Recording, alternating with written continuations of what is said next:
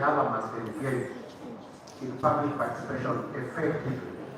That's something that has been lacking, and I think it's been raised previously. That public participation, right from the start, that the law or appeal comes from the Council of Ministers or whichever their member, should be as wide as possible. And we also think about things like consultative dialogue forums, which practically died between 2016 and 2018. I understand the current leadership of the committee is trying to revive it, and I believe a forum like where we have today is one of those avenues. But these ones were ways of engaging and giving true reflections on what is the community and how we can move forward. David, I also believe that at national level, civil society actors in the private sector, and Kenya and Uganda provide some good examples, can actually partner with the community to enforce, implementation, especially through judicial mechanisms. Kenya has an open constitution. Civil society actors can move courts, especially the constitutional court, to compel the National Assembly or the executive to comply with laws that have been made at the East African Community level. That is a constitutional obligation. And that can only happen if these actors appreciate and are involved by the community. They are not going to ban their energy, trying to get involved in processes where the community itself has not invited them to get involved. And I also believe that the IALA can invoke the stream or the mechanism under Article 49, which allows the speaker to invite any person with expertise, and that person could include an organization, I think it's not restricted, to support the assembly through some of its activities. I will be proposing that the IALA should consider the EU model for pilot setting up an implementation mechanism that does not just include members, but also include other actors, including civil society, private sector, and that mechanism comes into play immediately a bill is introduced into the House. They start studying it, look at its structure, and align with the national law. The title of these national laws and national structure must be aligned, and failure to do that should lead to automatic sanction. Thank you. Thank you. Round of applause. Thank you, Brother Harrington. We've had those submissions. Again, he has touched on the structural nature of the ESA. From the very beginning, on how we started in running the affairs of the ESA, how do we originate laws, how do we enact them, and how do we implement them? There is a structural issue with that whole process. The origination, the enactment, and the implementation. And all other stakeholders must be involved through that process. He has mentioned election of members to the assembly. I think that has been a discussion that we can probably get a recommendation on and say, maybe we need to take something upside down because of the this. very first Is that time the way that it we is? get people in the assembly. He's expect this to be here. public participation. He's mentioned involvement and partnerships between the IALA and the ESC, So that other means stakeholders. Those can be very strategic hold it partnerships like this. that can help from origination to enactment to implementation. He's talked about the innovation of Article 49, where you can get experts from outside to actually sit in the assembly, and also gave a very important recommendation to the timelines for implementation. That's what for me, I can just change. That's what for me, I can just change this in the meantime. It's okay. Kenya has performed this way when it comes to implementation of fundamental rights compared to Uganda, compared to Rwanda, compared to Burundi. Would you say, from this study, or from the state of rule of law currently, as it is, that the status or the state of rule of law allows for effective adoption and implementation of regional laws? We have a climate that will allow for a law that is enacted at IALA to be applied seamlessly at the national level, say by a country like South Sudan. Is the climate allowing for the application of those laws enacted by IALA at the national level? Very well. Thank you very much, David Sagana. We started a rule of law index was 2 weeks ago in Parliament. Parameters for assessment include access to justice, corruption, human rights, judicial independence, among other parameters. I would strongly urge you to read it online. It is available on the ELS website. Now, that index reveals a very uncomfortable picture for us in the region, in the sense that we are struggling on a number of fronts. The East African Community Treaty announces that we are supposed to have a customs union, free movement of goods and services. That's a declaration of paper. But practically, we are struggling. For example, a country that will remain a nation, every time we go to that country, on paper I'm supposed to be an East African, and I can go into that country and go out without hindrances. But customs always asks me in that country, how long will I be in that country for me to exit? You ask yourself, why do we have the principle of free movement? The non-tariff barriers to movement of goods within the region, also a challenge. In addition, we have challenges with corruption, human rights, which are occurring in varying degrees in these different countries. What does that do to the climate for implementation of any laws? It means that effectively we are not going to be able to implement laws. I speak of, for example, the issue of cross-border professional practice. Lawyers have been allowed, for example, in Kenya to practice here. I have personally gone to court to ensure that South Sudan, Ugandan lawyers are admitted to the bar pursuant to the ESC treaty. But what happens to Kenyan lawyers seeking to practice in other countries? That's a question. Institutional problems as well. We have been in a flurry of admissions of late. We have seen a number of countries admitted here in the last couple of years. In terms of those ambitions, the question is, are these countries able to gel into the union? What happens comparatively in other jurisdictions, like for example the EU, we have an assessment period whereby a country will be assessed in terms of its institutional capacity, their key, the common laws for the EU, whether this country can be able to adopt these laws, among other parameters. But here, as my brother Hamilton said, it's a closed boys' club, whereby people decide to close behind closed doors, who comes in, and it's in opaque circumstances. Remember, we're supposed to be a political federation at its most ideal. If you fail to integrate the people, if you fail to work with the people through this part of admission and integrating states into the ESC, how will people feel as brothers and sisters in a union? How will they see themselves as part of a federation as opposed to people from a different country? So in essence, what Hamilton Amon says in terms of public participation is an imperative if this union will not suffer the fate of 1977. If the politicians continue to cloister the process of integration, it's going to go to 77. In terms of representation at ER, Hamilton touched on it, we have members there who are not elected. Relatives, sons and daughters of prominent people go there and they are likely not elected. These are the same people we expect to pass laws on, for example, customs union.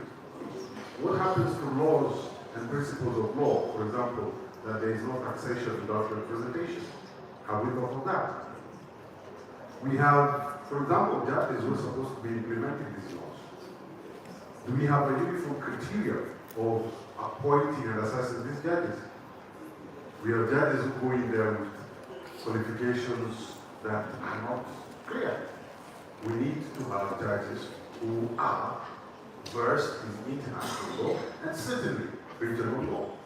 But when we use the regional structures as reward institutions or reward offices for friends and colleagues, we are defeating the essence of the union. Now, in terms of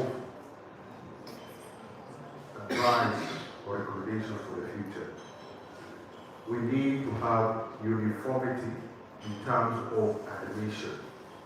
The criteria should be open, the criteria should be people-centered. Countries should be evaluated in terms of their institutions and their ability to adopt and to implement regional law. Thirdly, we need to ensure that we have a heightened compliance assessment. Once you join the union, are you implementing the law? Or are you going to become that quarrelsome country that is always sparring for a fight with our neighbors and stalling regional integration? At the end of it all, the EAC Federation has to be people-centric.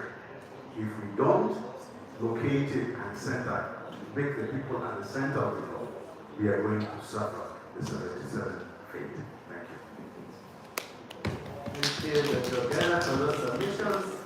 He has clearly looked at the role of those states, and his recommendation is clear that sometimes when we add newer members, we probably need to vet them more to see if they are able to adopt and implement the EAC systems as they are, so that you don't give someone a system and they look at it and say, this is so foreign to us, we cannot adopt and implement X, Y, Z.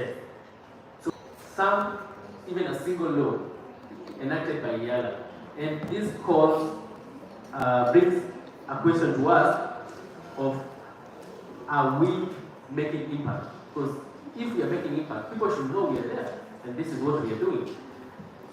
Mr. Churchill, what strategies can the EAC adopt to raise public awareness about regional laws and their importance, and thereby increase pressure? We asked this second segment of the question specifically to get recommendations, and thereby increase pressure on governments for timely adoption and implementation of these laws. Because if we don't know the laws, we will not put pressure. So what strategies can the community adopt to raise awareness on Yala as an assembly and the laws that Yala has? Thank you. Thank you very much, Super Churchill, and for the question. First of all, I was getting tempted to join my neighbor here when he was speaking about the fundamental principles. Because I come as an activist, having been an activist for 30 years, I come from a school of thought that when countries come together, there is a sense and a degree to which they cede their sovereignty, and community law therefore takes primacy over municipal law. And so all these questions about countries, this conversation. the laws there at the EAC level, It's direct. So new to this. but you know where the problem begins, because it begins from the EAC treaty itself that failed from the beginning to give guidance on how the treaty itself should be implemented by partner states. So I think that's where the rain started hitting us, let alone the laws that have been made by the Assembly. In this long report titled The East African Political Federation, Addressing East African Spheres, Concerns and Challenges, and Consolidating its Pillars, released in 2010, the month of August. The EAC itself noted, and I quote, public awareness levels about the EAC remain constrained below. which has constrained local citizens from accessing benefits and opportunities brought about by the integration. That was an ambition by the EAC itself. Yet, when you look at the objectives of the EAC under Article 5, it almost addresses almost every facet of the lives of citizens of EAC partner states. It talks about issues of economic integration and empowerment and so on and so forth, social, cultural, and even traditional. Later Rwanda and the Ateso, from which my friend Ogia Omtata hails, have a common king, but the king lives in Uganda. And whenever his services are required in Kenya, he comes to superintend what the Ateso do here in Kenya. And that is covered within the East African Community Treaty. And that therefore means that it is imperative that citizens remain at the center of the EAC integration process. In fact, that is underpinned under Article 7, and my colleague here alluded to it very heavily. And that therefore means that citizens must remain at the center. You also know that there are ministries in each partner state charged with the mandate to coordinate, to facilitate and oversee the affairs of each partner state with respect to the EAC. And I think that it is the responsibility of ministries coordinating EAC affairs in the partner states to sensitize and empower citizens. And the idea of empowering citizens is to enable them to exploit the opportunities that there are within that accrue from the EAC integration and its processes. And therefore, for me, would be in tandem with the provisions of Article 7 that underscores the imperative to ensure that the EAC is people-centered and private sector and civil society driven. Yet, in the report that I've alluded to, you seem to agree, and everybody here seems to agree, that the EAC as it is not people-centered. And whereas we want to thank the political leadership for the political will they have demonstrated, the commitment, the crisscrossing into different capitals of our EAC partner states, that political will alone is not sufficient unless the EAC is etched on the hearts and minds of citizens. And being people-centered for me primarily means that the EAC that is known and owned. And from the question that the moderators asked, it is clear that even those of us who would pass for elites in matters EAC discussion do not know about the EAC because we do not even know the laws that have been passed. Yet, we are supposed not just to know, but also to own. But there is lack of that democratic ownership that even the EAC itself has acknowledged. And that becomes important because if the EAC is not democratically owned by the people, then we risk suffering the fate of the earlier versions of the integration. At a technical level, being people-centered entails putting in place, publicly visible and accessible policy and decision-making processes.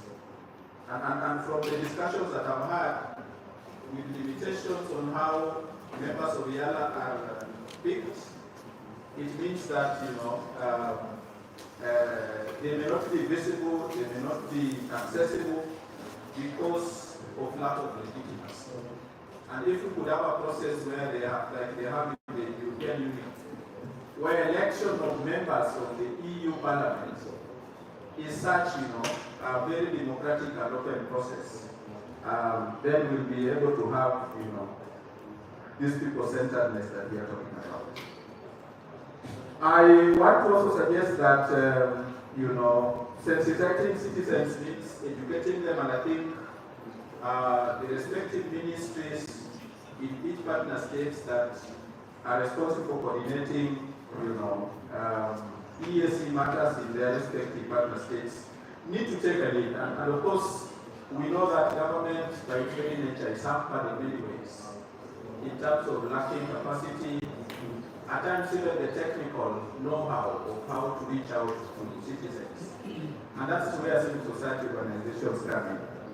And so they need to educate people about the EAC instruments and their processes, the benefits that come with integration, and the challenges, so that citizens are made aware, so that heads of state and ministries of foreign affairs do not suffer unnecessary high blood pressure at that level. Let them share their worries with the citizens as well.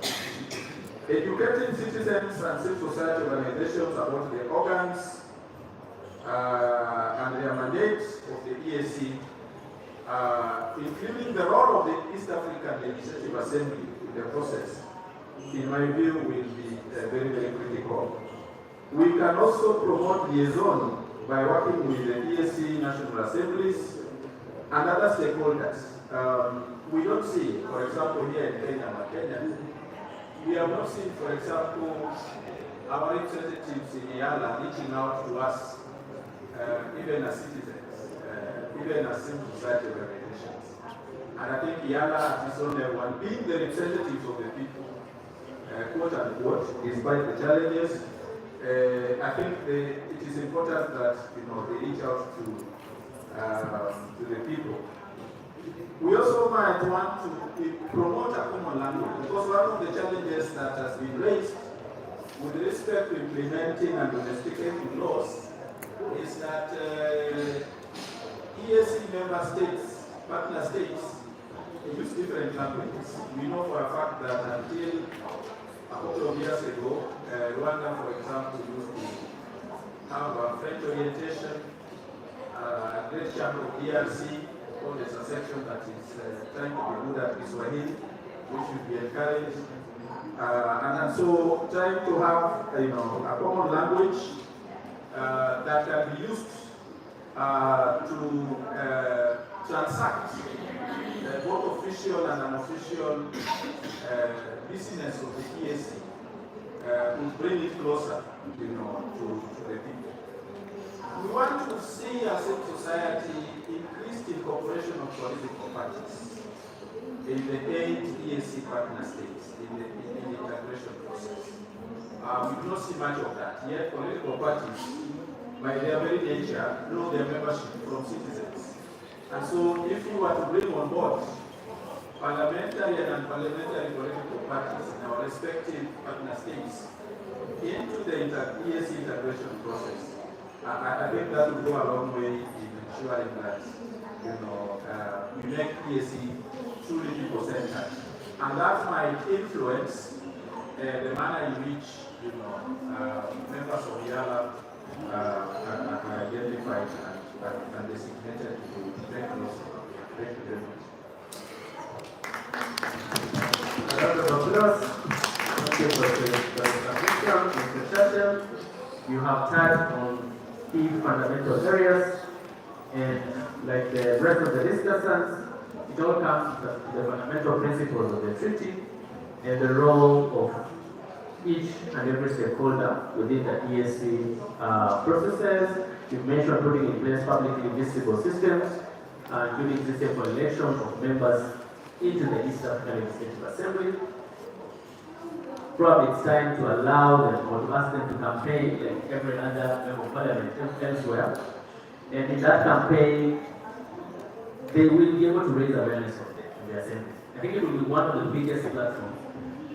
If we allow people to campaign around to be members of the assembly, they will, in the process of campaigning, raise a lot of awareness around the assembly itself. Public legal education, that's one of the things you mentioned.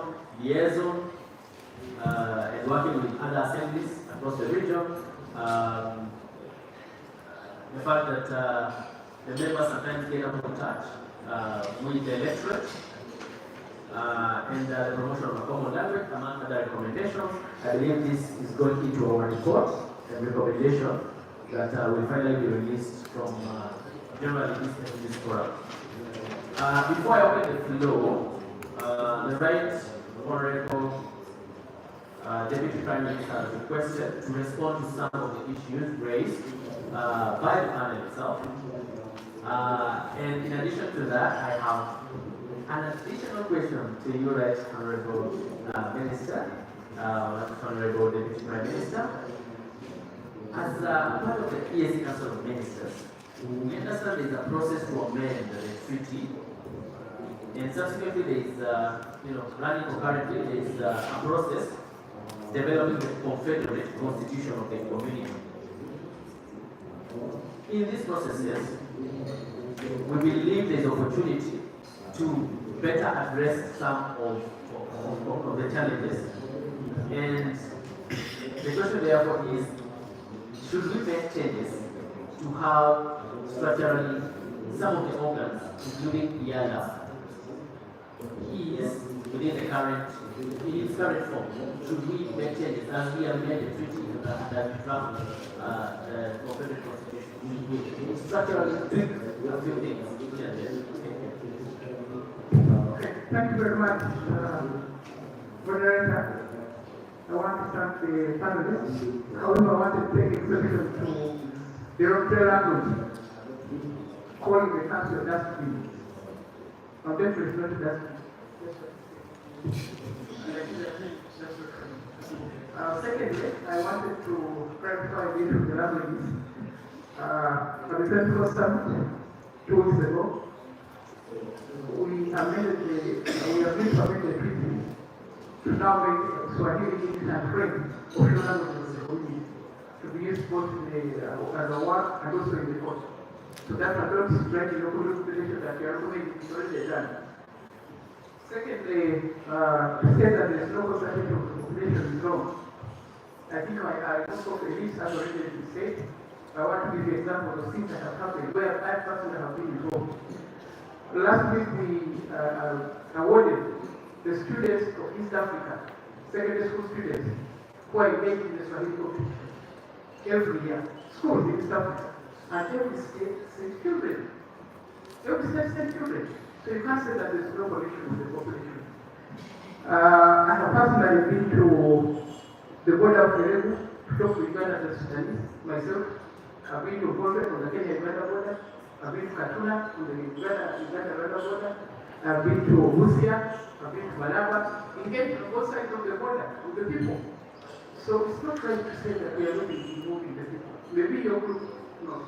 But I want to thank CRT because CRT is visible in our work. The organized meeting is really about the invite us to meet. Because I don't know where to find you. I don't know how to just even if I want to see you. How do I find you? You know what about the system how it now? CRT has now. So whenever we have a meeting, I respond. I don't know what to say about the other countries. I know that they're doing work in their own countries. I've also been to the university. I've been to Makere University. We organized the ESC. Next week I'm going to stay my university.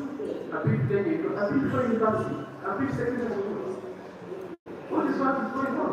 At least in my country. So it's not right to just pass statement without doing proper study. The confederation against what I said yesterday, that the issue of consensus is the problem. Ever since the consultation of the confederation started, only Uganda, Burundi, and Kenya have done the consultation nationally. The other countries have not. Every year we meet and they say, okay, next month. And they don't do it. So the city cannot move without the aid. So these are the real challenges of the confederation. And we should take that into account. So since I'm going to come here, please tell your people to know the confederation. I'm also proposing to open just two more borders to the Kenya Uganda side. One at Rwanda, another at Busia. To keep on getting Busia. Because I understand the issue of Busia. I understand the potential there. Then I'm very sure that the experts don't know. You say you have to lobby for this law. It means you don't follow. Once you have lobbied, that's the end. Before you say that I participate in this law, I made proposals to get to the environmental, then what happens? Then I say, we don't follow those laws. There's no one knowing what to lobby. In fact, the consultation, and we don't know. That's not so you yourself can improve your own level of awareness. And also now, why don't you want to ask for that question? Because that is system. I lay the close rate. I've done those 3 times. 3 times. And I've asked the board members and the committee. Make comments on what I've done. Make comments. Nothing has happened. Then you said the business has happened. Ask your family. Nothing. Because you're enjoying by the people. Take an interest in what is happening. Make comments. And what can play the role? That's where it's happening. So I don't now you have looked at this, you finance money over you and health department, you have looked at this. During the COVID, how did you get all the regional mobile clinics? By coordinating the community. That's how money profit as a community. So please be fair. I know you're supposed society, but please be fair in your comments and try to research before you come here to speak. Thank you. Thank you, Right Honorable Secretary, for clarifying some of the issues. I believe the biggest takeaway is ourselves in this room, we also need to be much more deliberate in our action and in our support to the integration process, including our support to Yala. I want to open the floor, but before I do that, Honorable Makari also wanted to clarify 1 or 2 things, and then we will have room for very few questions. Unfortunately, I need to end at 1. So, Honorable Makari, you will take the next 2 minutes, and then we have. Thank you very much, Mr. SG. First of all, allow me to take this opportunity. Number 1, to commend my senior here, the Right Honorable Kadaga. When I'm saying there are few ministers or members of the council who are in the assembly, and consistently, that's the thing, consistently, unless there is something very, barrier, and that happens very rare. And also, I wanted to raise an issue because we're having in the floor here, his lordship, Ifnani Sokubo, and that the Right Honorable Kadaga spoke about the issue of consensus. Much as we say, okay, 3 is not consensus because we are 8, but I believe there is a ruling by the East African Court of Justice defining consensus and stating that consensus is not equal to unanimity. Because you see, there's a confusion, and very unfortunately, and the good thing is I'm a paralegal and you have the lawyers there. You have to tell us the difference between consensus and unanimity. You see, if you are talking about unanimity, it means everybody has to say yes. But consensus means majority have their way, the minority will have their say. That's it. And that should be the way we should be moving. But another thing, when we funded, we are having 8 members. We should think of how we are going to manage the community, because now we are having, if one partner says does not appear, then there's no quorum. Now this is an issue which the council needs to look into, and maybe among decide and deliberate between themselves how we are going to move the business forward. We should have maybe something like a central committee of the Security Council, like the way they have in the UN, so that maybe 3 partner sets or 4 partner sets can be in that one, maybe either permanent or elected, and then we can steer the community business forward. But there are so many issues which I wanted to speak about.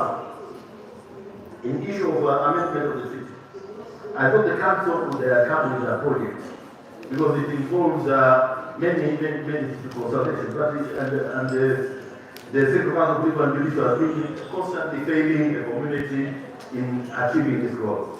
So they should have come with a project to amend the treaty and also domestication of ESG protocols and laws. And when we are speaking about elections of YA, and this one I'd like, the good thing is that I'm a paralegal and I'm speaking to the legal experts. I believe Mr. Churchill and the colleagues here are all legal experts. And the treaty is established. And if you refer to Article 50 of the treaty, it talks about elections of YA being conducted by the National Assembly, or National Parliament. And that is what is happening. So if maybe there are some maneuvers in one or two partner states whereby you think cronies are being sent, or daughters or sons of maybe prominent people, maybe that you can prompt that in at that particular partner state. But what I will tell you, again, being a son or a daughter of a prominent person does not make that person not have the qualification to run for a position. And what I will tell you, for you to appreciate, is that going to seek elections and votes from members of parliament, those ones have been elected. First of all, the ESC assumes that those are representatives of the entire population of that particular country.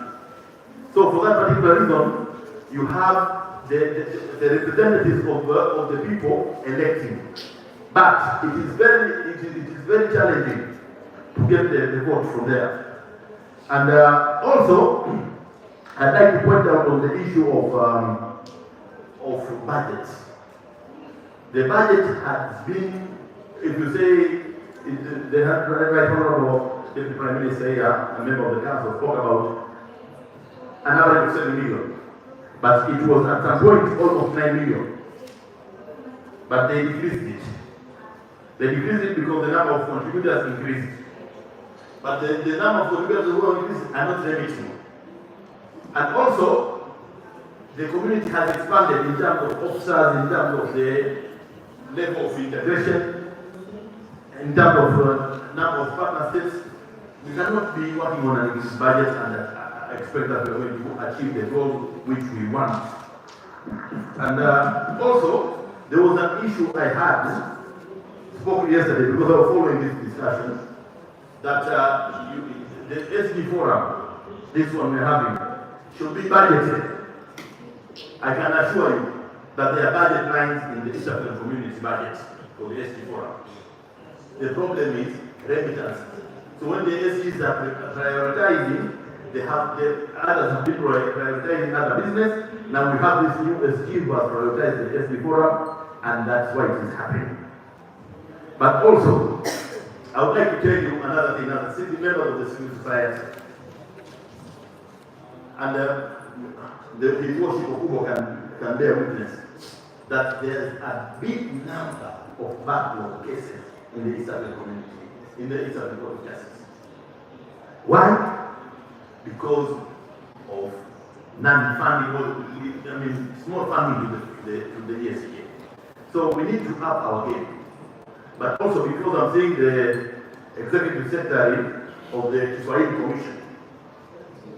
You know, I was expecting when the council and the summit was making decisions, they were going to say, we are going to have a time frame maybe of 5 years or 10 years, after which we are going to convert into one language. Because you know, when we looked into the translation budget of AU and other bodies which use more than one language, it is very expensive. So I was thinking maybe because we are proud of our Kiswahili, and we want to have to be proud because it's an African language, then we are going to have that. But now, because I have many things to say and the time is limited, allow me to end here for the interest of time. But believe me, I have so much left to say. Thank you, Robert. I believe that clarifies a lot of things, and I believe we are getting the concept that is there generally with the integration process itself and what needs to be done. This being a people-centered panel, I'm completely out of time, but I'm going to allow. Oh my goodness.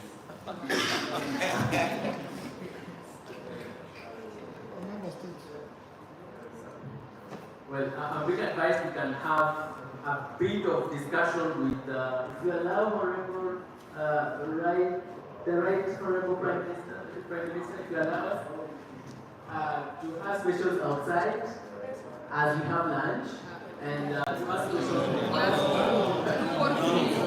are completely out of time. I'm going to allow your worship one question, the gentleman one question, the lady one question. Oh, okay, let me start with your worship. There are just 5 questions. I have seen all of you. I'm going to ask. Yes, thank you, David. Dr. Makame mentioned the 14. And as for 8.2b, says that every partner state shall give the force of law to community legislation. And what that means is that the Ghana will pass a very good legislation up here, and it remains hanging until every country has enacted legislation to bring that law down. And that means one country might take 2 years to reach, another might take 3, another might take 10. So after 10 years, this good law passed by the other is not applicable to all the partner states. So we will making the other bills be self-executing together. That once you pass a bill there, it is applicable direct. It becomes a law of that partner state without preparing local legislation. All we need is just an amendment. Well, that's not that problem. Because the partner good bills out there. But both sometimes right now, they don't have the local legislation. Thank you very much. Okay, my name is Alan Amudao. I'm the Deputy Ambassador to the East African Youth representing South Sudan, and at the same time I'm the Speaker of the East African Youth Legislative Assembly. So I'm going to talk only just on 2 recommendations, and I think Madam Minister was concrete when she was talking about the duties of the Council, and as well as the duties of the partner state, and I believe those are the duties. Now my recommendation is this. According to the article, that is Article 14, which is talking about the council duties. So I think there is a call there saying that the council should recommend all those the issues that are affecting the partner states too, as they are subjecting them to the YALA Legislative Assembly. So what I'm trying to say is that we talking about under the function of the council. So if we come to Article 14, there is a clause G saying that is make legislation issues directive, take decision, make recommendation, and give opinion according to the position of the treaty. No, there is this B, initiate and submit it to the assembly. And then there is another one, if I connect them. So it's talking about submitting the bills. And that I believe that bill is whereby it is, if you are going to go to Article 49.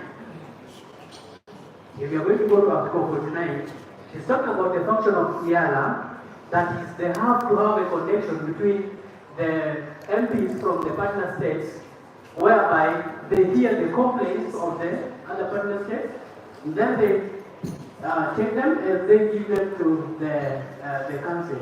Now, my recommendation was like this: that gap needs to be filled as is stated by the treaty. And in terms of that, what am I saying is, let me just clarify it's okay.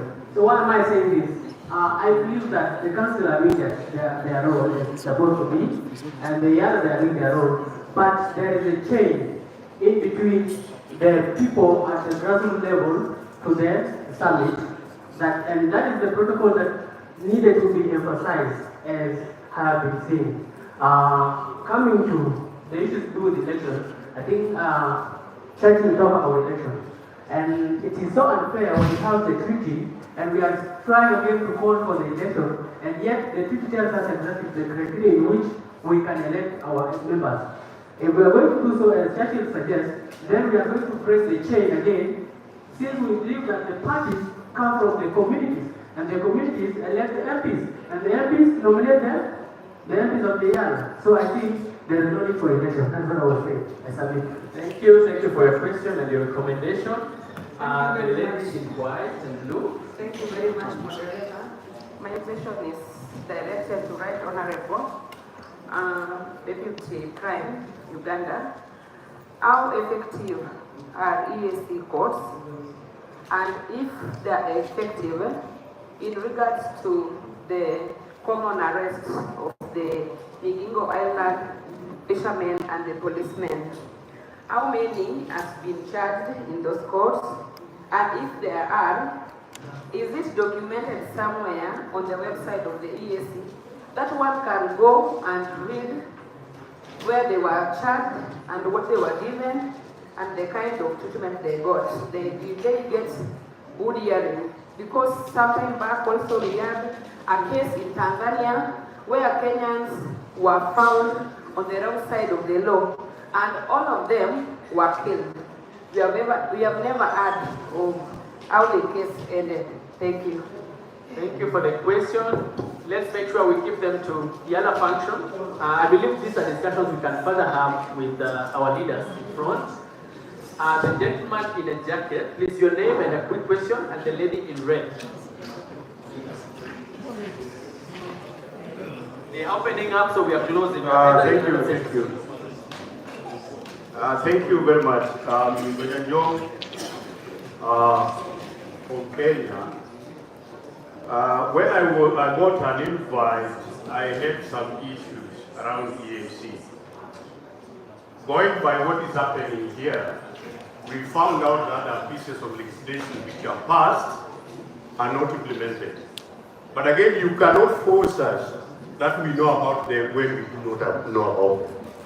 When we do not know about them, we say we do not know about them. Now, I have this to say, that East African countries are reluctant. We are to decide whether we want East African community or we don't want it, because we are reluctant. There is need for political federation. Pieces of legislation are political. Policy are political. I know the countries fear their sovereignty.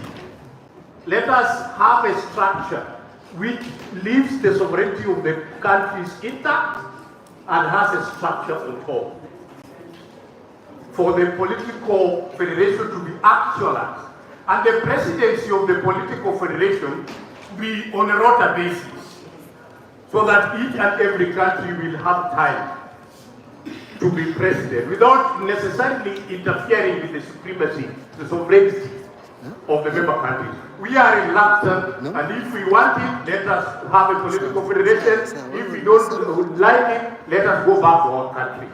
That is number one. Number two is about democratization of the IALA. There is the issue of legitimacy. You don't represent people who did not elect you. That is why issues are lagging behind. Myself, I was a victim. In fact, Mr. Speaker, I would have been one of the members of the IALA.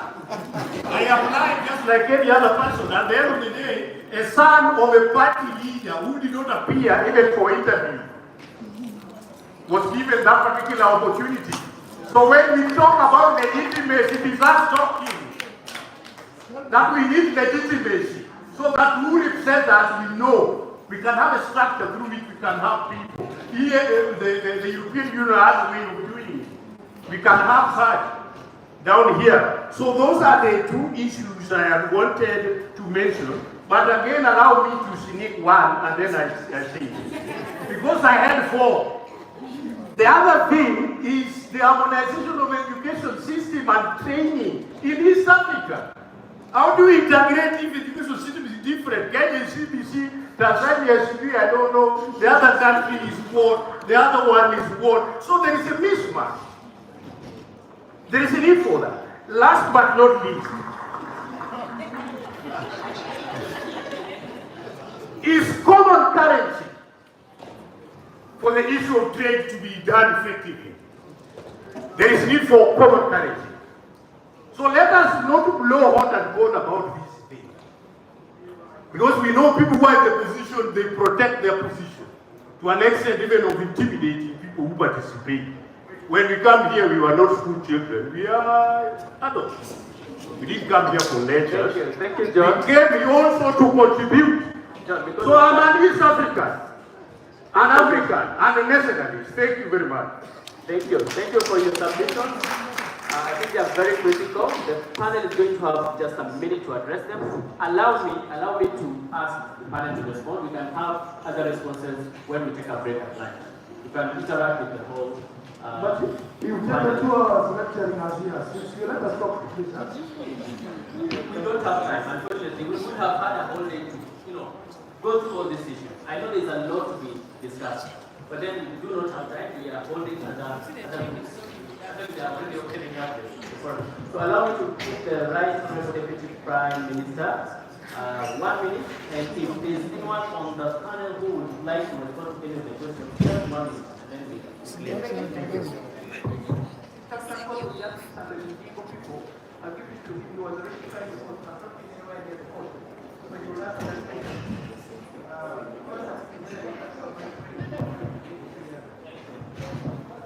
Okay, you asked about the effectiveness of the decisions of Eastern African justice. And your question links up to the jurisdiction of that court. The jurisdiction of that court is look at violations of the treaty. So thieves, robbers, murderers, wash, those are not taken there. And things like what happened in England, I think that's a matter that requires financial relations with foreign affairs, or if there is a mutual equal assistance between the two countries. To find out about that. But it's not sort of justice that's not being done.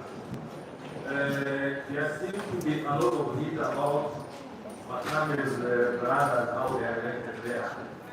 But I think maybe it is something you can also look in so that when it comes to the amendment of the treaty, that particular portion is changed. As it is now, you may not like it, that is how it is. So let's work together, put your efforts together, put your memorandums together, so that the amendment comes, you really focus on that particular point of how the other members are elected. Thank you. I just think about the confederation. Originally, the idea was not the confederation, but the time came when people are not happy about it. So the idea came to confederation. I don't know the right thing. A time came when the idea came to confederation, meaning that the country takes a separate have common areas. That's what we said and that's what I told you that all the 3 countries have been started with that. It's not here. The others are very concerned. So we are stuck. So you have to do Kenya started the great just like how we are members are elected. But in Uganda, we divide the 9 seats according to the So all the parties and the independence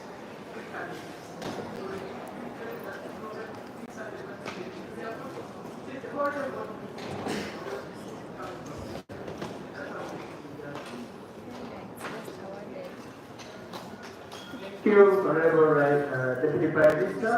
Anyone on the panel, just 1 minute. 1 minute each. Thank you so much, David. Just one point I wanted to emphasize regarding public participation.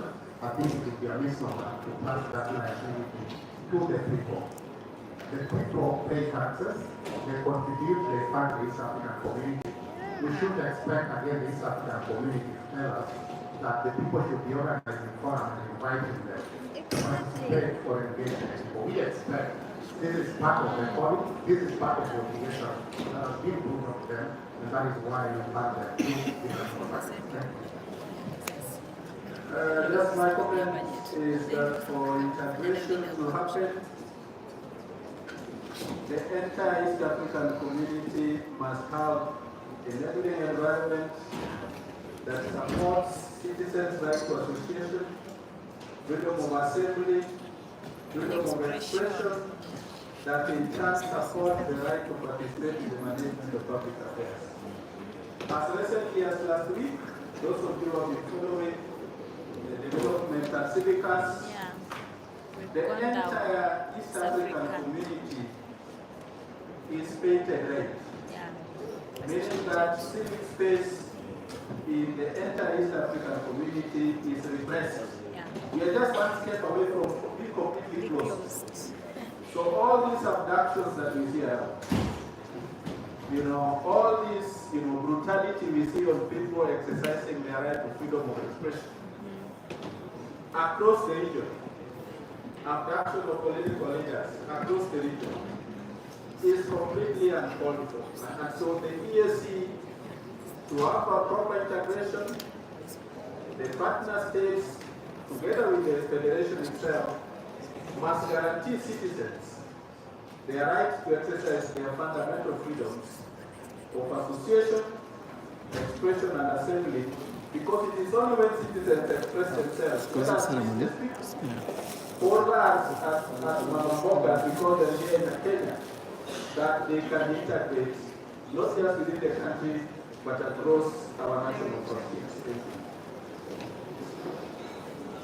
Thank you very much. Mine will be very quick. Public participation must see at the center of integration. Public participation has qualitative and quantitative aspects. The irony of it all is that public participation originated from Africa. Those of us who are students of history will remember the Canadian reforms in Greece, more from the Egyptian Kushkot to Greece. That informs the cracks of public participation. We have to tap into that spirit and make sure that we don't suffer the 1977 fate by ensuring that the development of the ESC is people-centered, qualitatively and quantitatively. Thank you, Dr. Keda. Finally. Thank you very much. I will join with my colleagues here. The panel to emphasize on the importance of public participation. But allow me again to commend the Secretary General for convening this technical forum.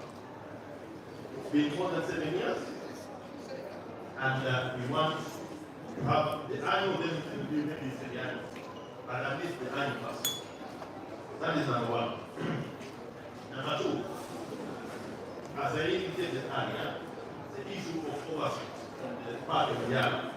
Yala has to do what it can, depending on what the council has been hit and has approved. Because the program of Yala is approved today annually in by the council. We have our own program, we are independent, but some of the programs is funding. And the budget is a policy, and the council is in charge.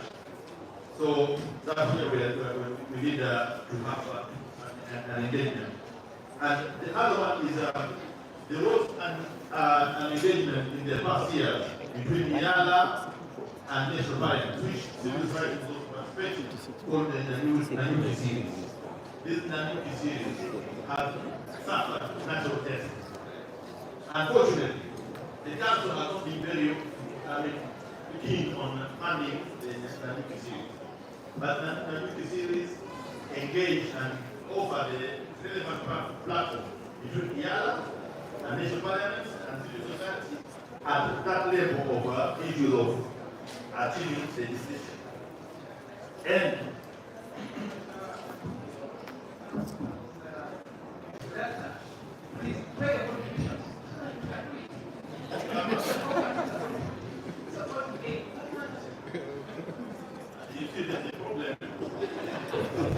I would say the problem is not the contribution, because the issue of the new series does not come even in the budget. That needs slashed out. So, yeah, there's not enough money. Yes, and also the civil society now. As you can hear, the Right Honorable Deputy Prime Minister is emphasizing that when we decided to associate as a regional bloc, and appended signatures, our head of state appended signatures, accede the treaty, then they decided that they're going to be bona fide members of the community. And they should what? They should also honor their obligations, including their financial commitments, as stipulated in the treaty. Because after 18 months, if you don't claim it, the community is empowered to sanction you. But as you know, our head of state and even our council, they are very considerate and they are having that soft spot. We cannot ridicule our colleagues. But now, as adults and as partners, why should we allow ourselves to remain behind in contributing? Do we want GIZ even to give our contributions to the community? Now, let me end there. Thank you very much. Thank you, Dr. Makame.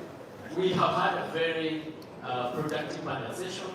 We were blessed to have on this panel the Right Honorable Deputy Prime Minister of the Republic of Uganda, as well as Honorable Dr. Abdullah Makame from the Yena Parliament. We've discussed what Yena can do.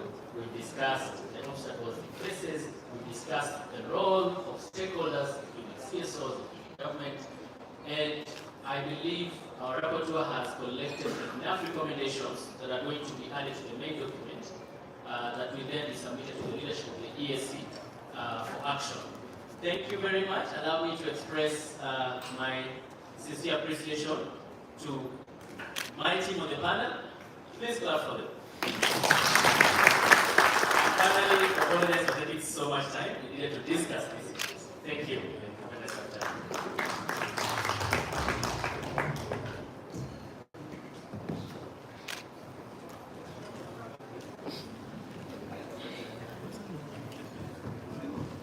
Thank you very much, David, and our ELS colleagues for this matter.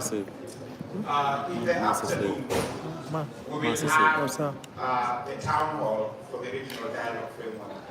That means all the civil society going in a town hall manner to finish our discussions for this particular 2 days. Before that, we will have lunch. And before that, meaning right now, we aspire to have our closing ceremony. It's very important that we thank the minister very much for staying with us. We'd really like for you to hear the recommendations before we go. We know you've had many of them, but let's try and address them. So before we do that, and as we give the minister's time to stretch the legs and so on, I'd like to invite the colleagues from GSA, Maria's place and his team, so that they can take us through the award ceremony for young people, and then after that we'll do our closing. So my name is Jason T.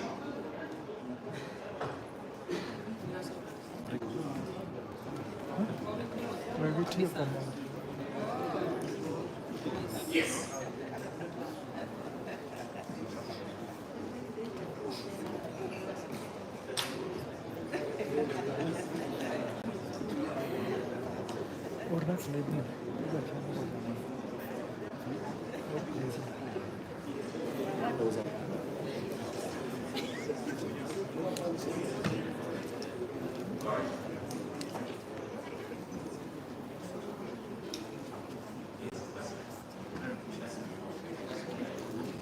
Meanwhile, President also get ready, so as soon as the minister sits, we can proceed with the award ceremony and then receive the summary recommendations from the chair of RPC and then close.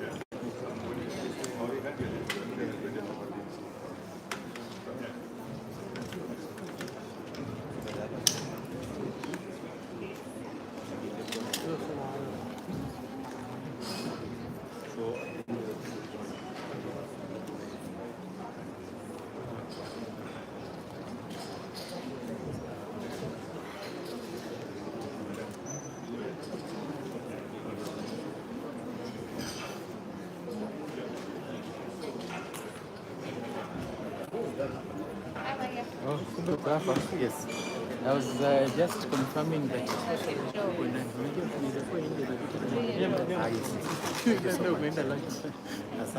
Okay, so maybe this is my lunch. The other one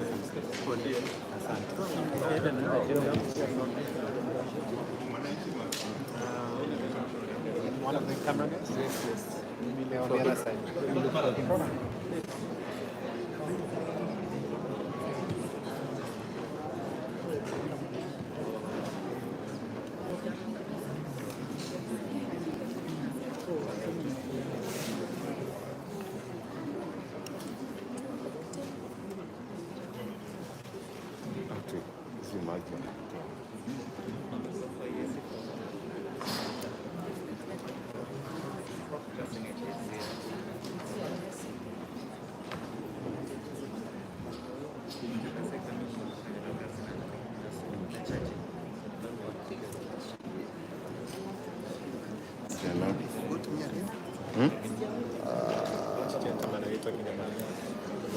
He was the one was manning.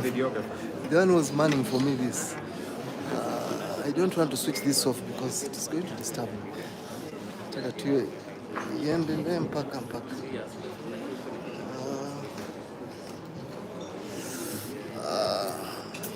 Ama nizime ni tena. It's going to be boring.